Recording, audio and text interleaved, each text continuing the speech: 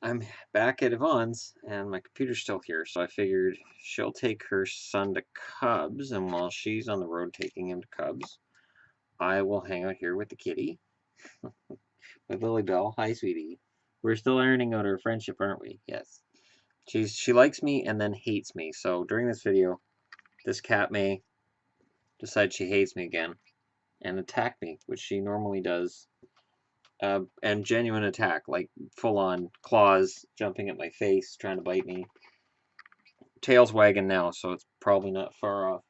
You sitting on my magazine? You get that for my kitties?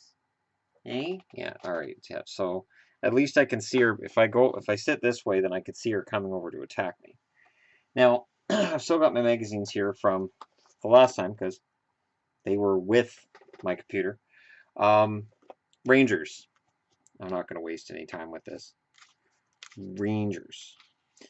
The Rangers are a team that I really genuinely didn't like in 1994. The reason I didn't like them in 1994 is because they were the Oilers, just under a different name. There was a shocking amount of Oilers on the team in 94. And in 95, they tried to do it again, and it failed. The Rangers used the Oilers' mystique once, and it worked once. Yeah, see, here we go. Here we go. All right, kitty. No, see, no, you don't get to attack me. I know you live here and I don't, but this is not how this works. See, I have 4 cats. None of them are here to help me right now. She genuinely terrifies me because she's purring while she attacks me. So this is genuinely frightening stuff. This is like Sleepwalker's cats. It's like in the movie Sleepwalkers, the cats attack vampires. I'm not a vampire. She acts like I'm one of the vampires in Sleepwalkers. But no, the Rangers in 94, look at that, look. Anyways, the Rangers in 94 genuinely frightened me in that they were the Oilers, and I hated them for it. And then the Stanley Cup final happened, and of course, the final happened. And if you're a Rangers fan, you know how that turned out. And I remember after New York won the Stanley Cup, hearing people at stores and people genuinely talking to each other and saying that it was rigged. That the reason that Game 7 went to the Rangers, I can turn because she's walking away. I heard genuinely the Rangers won the Stanley Cup because it was rigged. And all I could think in my head was Nathan Lafayette hit the post because the net moved then? Did the NHL head office have the net like on a string and they just moved it? Oh, he's gonna score! Quick, pull the bar down! Oh, thank God that hit the bar. No. The reason the Canucks lost is because Nathan Lafayette hit the crossbar, and then it was over. All right, regular everyday life stuff interrupts. Yeah. So the Rangers. This was the thing. They mortgaged their future to get that cup in '94, which had to feel good in '94, but it set the team back for years to come. And I understood why, because they had that big drought. And so I'm going to start with this, which is 91, 92. It says, there you see the headline. I love this new camera. And there's Bernie Nicholls, smiling like a douche. Anyways, I wasn't a big Bernie Nicholls fan. My thing with Bernie Nicholls was that his 1,000 points seemed kind of off to me because he had 150 points in one season. And he never showed that kind of potential before or after that. And while his stats look good now, take it from a guy who was around back then, there were a lot of players that scored points like Nicholls and were better than Nicholls. He was not the most effective player, but that's my opinion. All right. There isn't a chance in the world making an accurate prediction where the New York Rangers will finish this season. We know where in North America they'll finish. The schedule says their 80th game is in Toronto, April 4th. See, the season was 80 games back then, which was perfect. Now it's 82 because it's not perfect. I blame that on Bettman. But finding a spot for them on the Patrick Division map is a major problem. They'll wander somewhere between first place and sixth. And when they finally settle wherever they settle, you may look at the standings and say, I figured as much. The Rangers have a fine goalie in Mike Richter, an able backup in John Van Beesbrook. He was a little more than able. Just a little bit more than able. Ask Florida fans about that one. They have a superstar defenseman in Brian Leetch. They have a devastating power play, 194 goals over 2 seasons, best in the NHL. As of mid-July, they had a nice bunch of scoring forwards in Bernie Nicholls, Mike Gartner, Darren Turcotte, and Ray Shepard.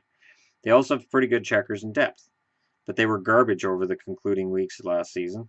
They were in first place virtually all season, then folded like accordions at the first sign of a challenge by the surging Pittsburgh Penguins. They came up positively tiny when it mattered, and during the early stages of the summer showed no cause for future overconfidence. They also offered no reason for giving them the benefit of the doubt until they prove otherwise. This bunch may be the most overrated in the Wales Conference.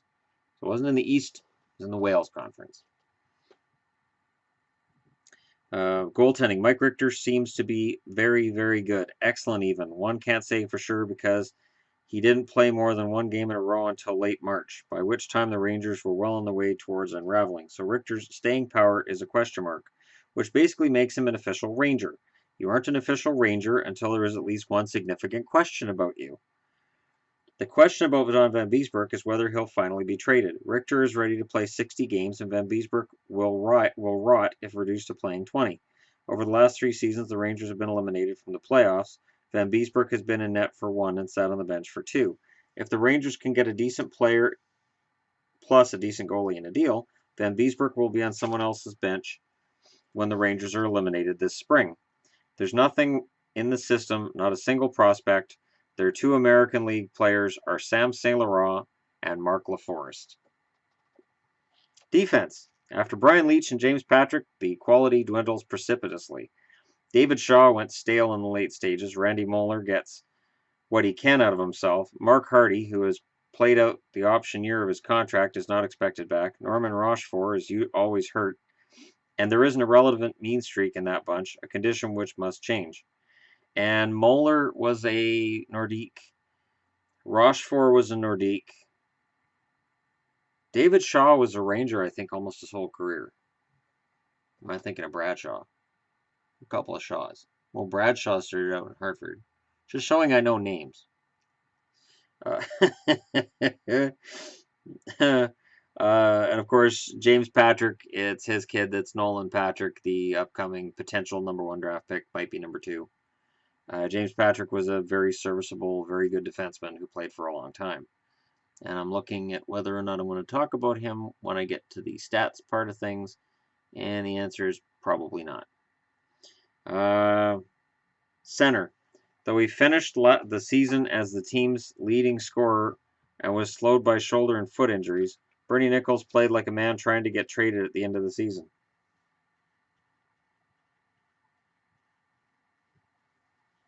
One sec. All right, now I got interrupted by a phone call. Jesus, you can make videos at my place. Yeah, I don't think so. All right, Bernie Nicholls played like a man trying to get traded at the end of the season. Darren Turcotte, who scored only 9 times at even strength, spent most of last season adjusting to head-to-head play against the top opposing center. He constantly was matched against the Jeremy Roenick's and Joe Sakic's. Didn't do too badly. Mark Jansen showed some positive signs of maturity, tenaciousness, and leadership from the #4 hole, though speed and quickness are in significantly short supply. The 2 gray areas are college prospect Doug Waite and Soviet Sergei Nemchinov.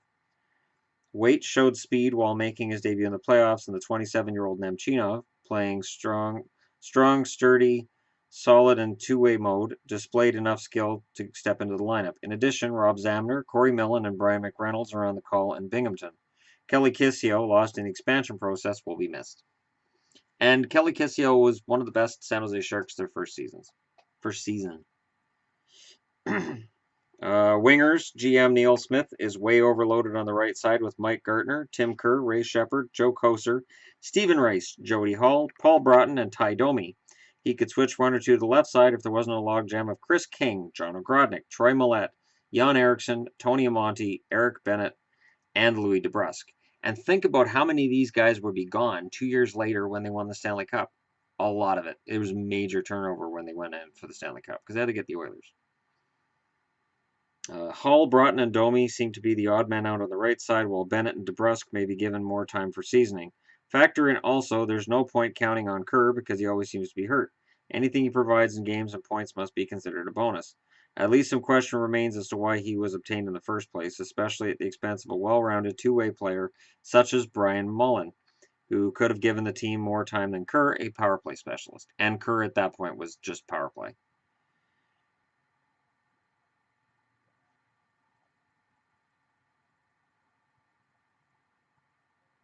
Yeah. So that's how the Rangers looked in 91, 92. And a couple years later they'd be sipping from the Stanley Cup. For the record, 91, 92, they finished first in the Patrick, and they lost in the second round. They had 105 points that year. 54-year itch. Here you go, Rangers fans. Here you go, Invisible Man. Here you go. I'm going to relive my pain for you people. This is my pain. There are a few places in the world that know how to party like New York City. And in 94, the Big Apple celebrated the Rangers' first Stanley Cup since 1940 with the biggest party the NHL has ever seen. 3 generations of Rangers fans had not seen a championship, said TV analyst Glenn Healy. Oh, shit. The 93-94 team's backup netminder. You can imagine the thirst for them to celebrate the championship from the parade to Radio City Music Hall. It was an incredible ride with incredible emotion. The mug itself went through so much in 94, the rules surrounding its stewardship were changed and the Hall of Fame's keepers of the cup were created. No longer were players simply handed Stanley and told to go on their merry way. The cup now had 24/7 chaperones who guarded it like a newborn baby. Yeah, the Rangers really beat it up. The Rangers began with a 4-5 start, and new coach Mike Keenan was quoted as saying it would take till Christmas before the players got used to his system, and presumably him as well. But it didn't take that long. By November 14th, the Blue Shirts were 12-5-2 in first place, atop the league in power play and penalty killing percentage, and had 9 shorthanded goals. When the All-Star break arrived, New York was firmly atop the standings with 63 points, and Keenan, for once, had little to gripe about.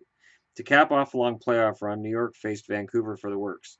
The teams have been separated by 27 points in the standings, but the dynamic Pavel Bure had been on a tear with Vancouver and was backed up offensively by Trevor Linden. In goal, the Canucks had a similarly hot Kirk McLean.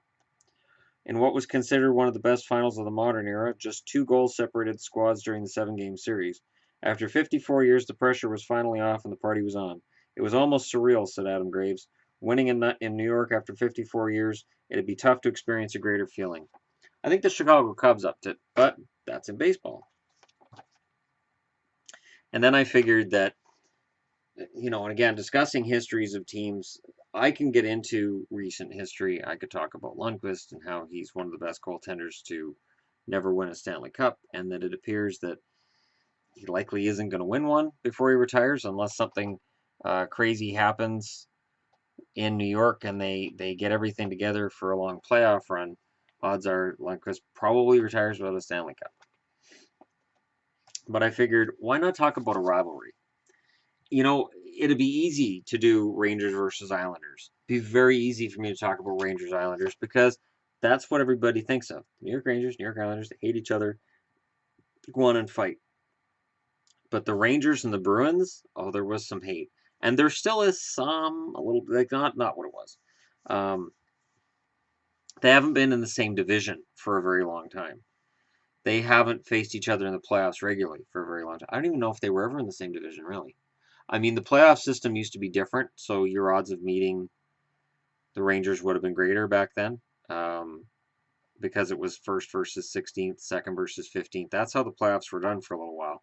And people want to go back to that. And there are, every now and then I hear fans say, oh, that's how it should be. The top 16 teams make the playoffs, the first place 16th. Oh, man, the travel schedule you end up with something like that. You can have Florida and Vancouver in the first round. Like, you can have that. And it doesn't work. So that's why the NHL went away from it. I remember Vancouver and Buffalo meeting in the first round one year. Vancouver and Philly was another year. Like, it's brutal. And when you're a team that's already facing an uphill climb to beat the team that you're playing against, to have that kind of travel schedule, if you pull off an upset, you're probably going to have that same travel schedule in the next round. Like, it's bad.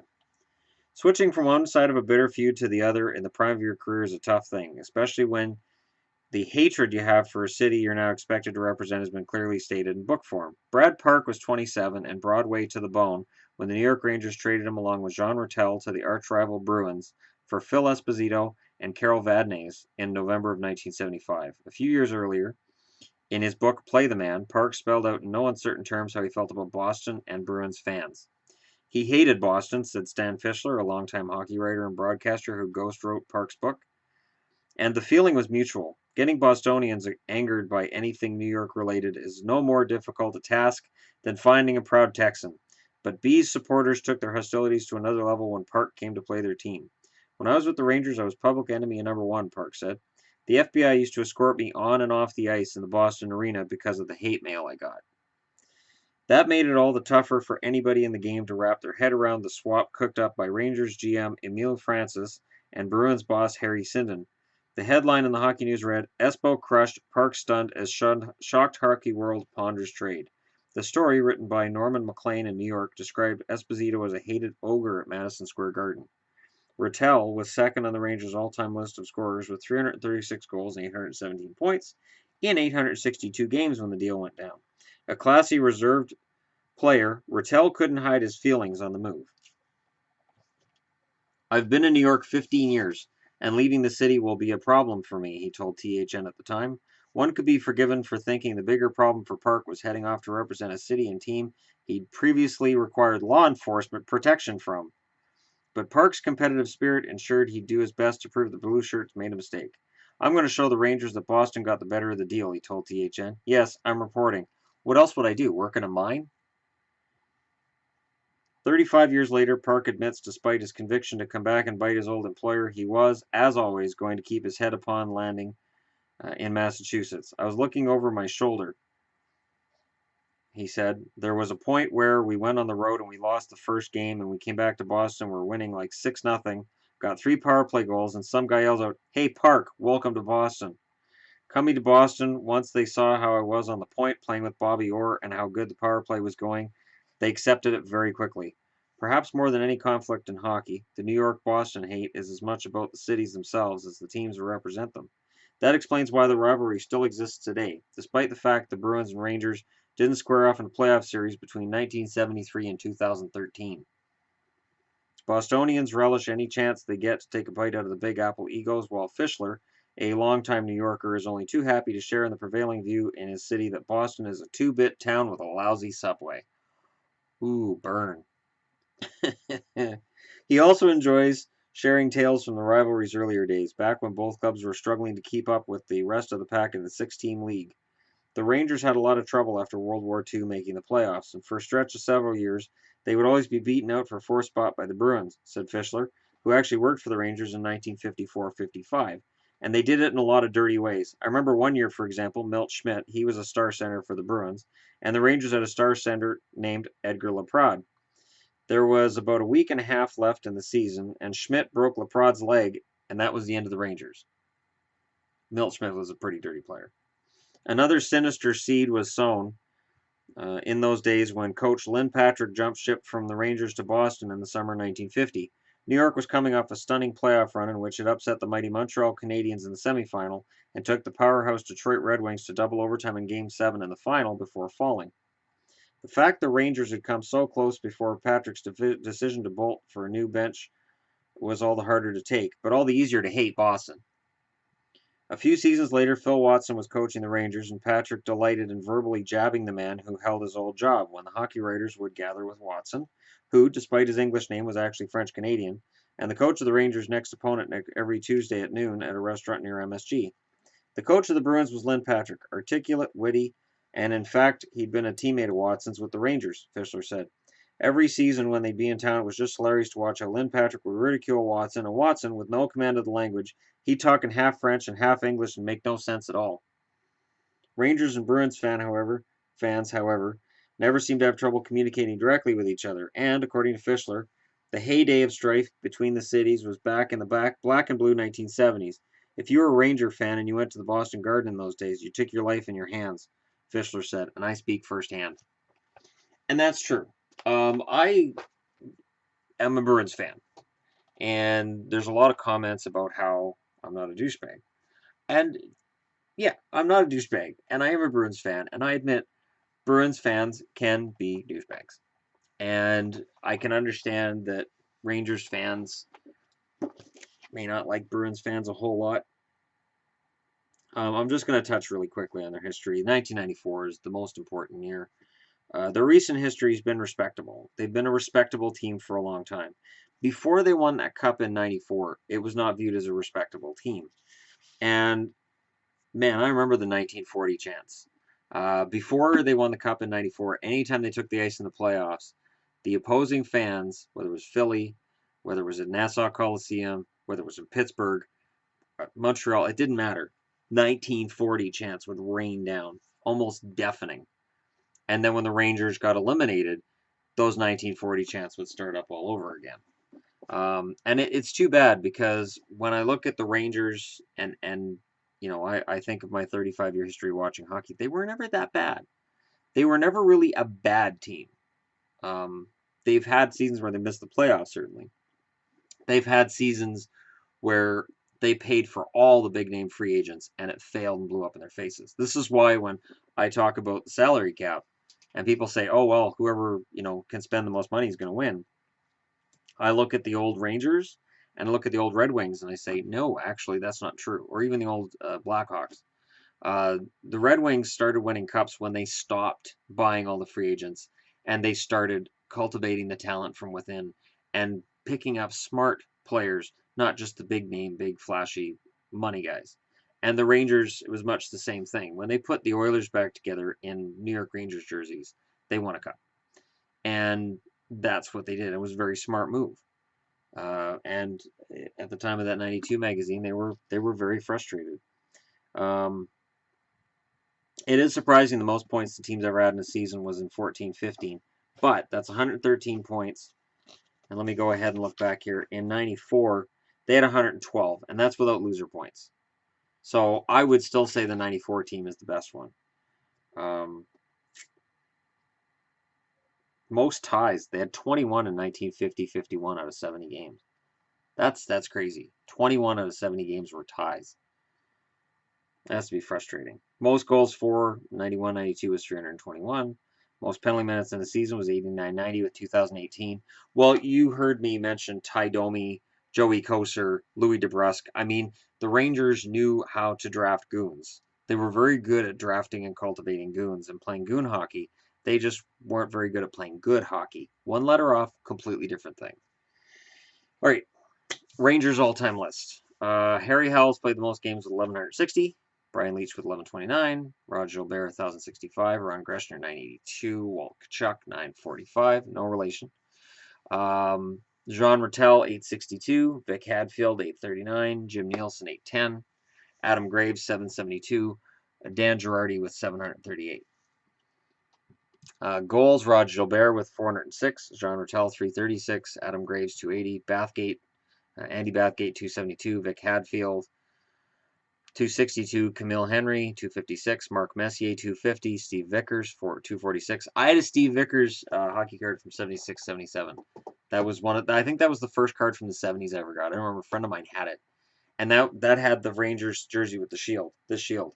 And that was when I loved that jersey just based on that card alone. I was like, wow, that's a really cool looking jersey. Why don't they wear that now? I had no idea everybody hated it. Brian Leetch, 240, so defenseman, 240 goals. Bill Cook with 229. Let's see, the list of assists. Brian Leetch leads that with 741. And then it's Gilbert, Rattel, Bathgate, Kachuk, Messier, Ron Greshner with 431. James Patrick with 363. In points, Rod Gilbert leads the way with 1,021. I think it's safe to say that nobody's going to pass that mark. I can't see it unless Chris Kreider scores 250 points in a season. And if they hadn't cut Tanner Glass, he might have hit that this year. But anyways, Brian Leetch 981, Jean Rattel 817. I always thought it was sad that Brian Leetch didn't get his 1,000th point as a Ranger. I always found that weird. I always expected that he'd get that as a Ranger. And when Leetch wore a Bruins jersey and he wore a Leafs jersey, I just thought it looked wrong. I was like, that's not him. It was a very, very weird time. Power play goals, Rod Gilbert 108, Brian Leetch 106, Adam Graves 100, Vic Hadfield 83, Phil Esposito 82, Jean Rattel 81, Mark Messier 72, Steve Vickers 69, Mike Gartner 66, Thomas Sandstrom 54. Shorthanded goals, Messier 23. Mark Messier, the most dangerous shorthanded player I've ever seen. Adam Graves, 16. Don Maloney, 14. Bill Fairbairn, 16. Walt Kachuk, 11. Ron Duguay and Mike Rogers are tied with 10 for 6th place. 8th place, four-way tie with 8 goals each between Jan Eriksson, Brian Leetch, Ron Stewart, and Peter Nedved. Yes, Peter Nedved, who went to the Rangers, and I believe he played there twice. Sorry, guys. You guys don't get Vancouver Canucks when they're at their best. You didn't get Bure when he was at his best either. You got him when his knees were done, much like the Blackhawks with Bobby Orr. Wins, Henrik Lundqvist is number 1 with 383. Mike Richter 7 with 301. 3rd place, Ed Jackaman with 206. Gump Worsley 204. John Van Viesbroek 200. Dave Kerr 157. Chuck Rayner 123. Gilles Villemure 98. John Davidson 93. John Ross Roach 80. There are times where I mess up names because I'm going too fast. Shutouts, Lundqvist 60, Ed Jackaman 49, Dave Kerr 40, John Ross Roach 30, Gump Worsley 24, Chuck Rayner 24, Mike Richter 24, Lauren Chabot 21, John Van Biesbroek 16. This was in the era before shutouts, and Gilles Villemure had 13. I always say that because when I'm talking about 80s and 90s goaltenders, for those of you who are young and may not have seen, shutouts were almost unheard of. They were a major accomplishment back then. Now it's just sort of expected. Guy gets a shutout, you just sort of go, oh, cool, he got the shutout. Good for him. Back then it was, wow, we got a shutout? Canucks would go years without a shutout. Years. Of course, we had Richard Brodeur, but Kirk McLean also ended up being a Ranger towards the end of his career. What is it with the Rangers taking Canucks at the end of their careers?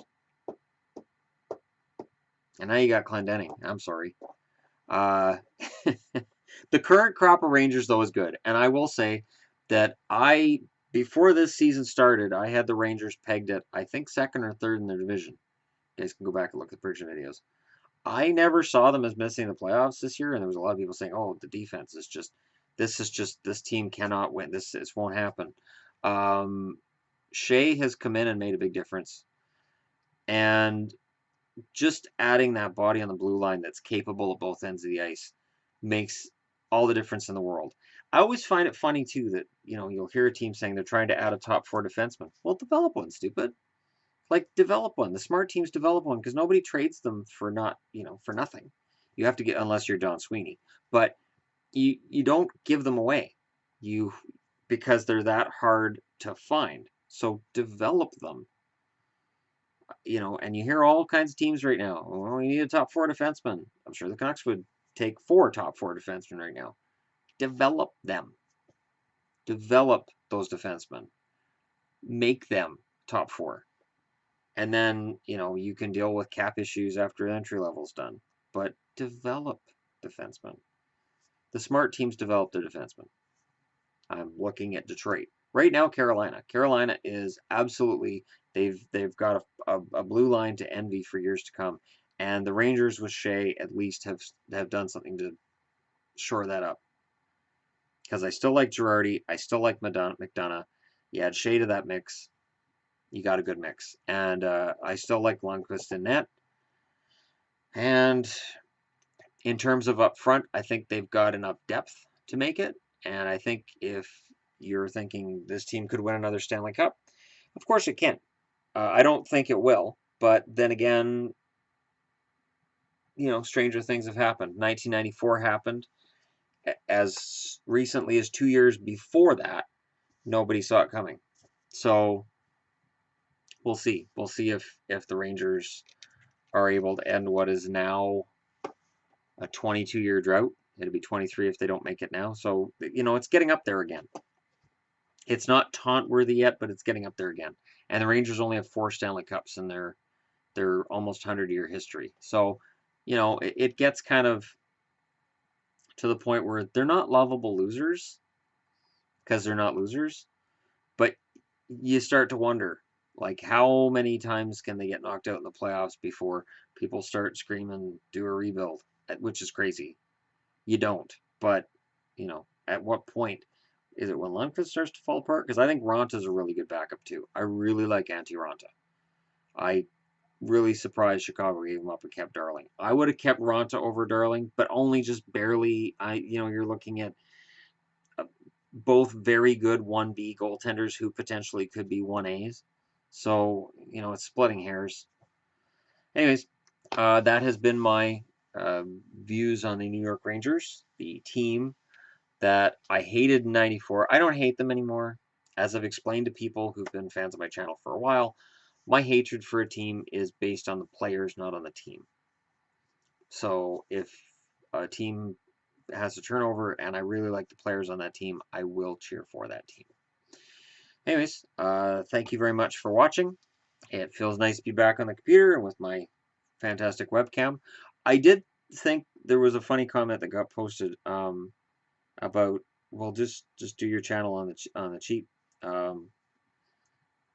The computer that this is being recorded on cost about, it was $500 and it was on sale. It had been $700 originally, and this webcam was $100 plus with tax. There's nothing being done on the cheap here. The computer and the webcam are both for you guys, so you guys can have a great experience with my channel. And trying to please everybody is virtually impossible. I understand that. And anyways, I appreciate you guys for watching. I appreciate you guys making up to the end of this video. And if you're a Rangers fan and you're just browsing through, click like, click subscribe. I do try to talk about all 30 teams and no shortcuts. As tempting as those shortcuts get sometimes, and they do get tempting. Anyways, thanks for watching, and I'll talk to y'all again really soon.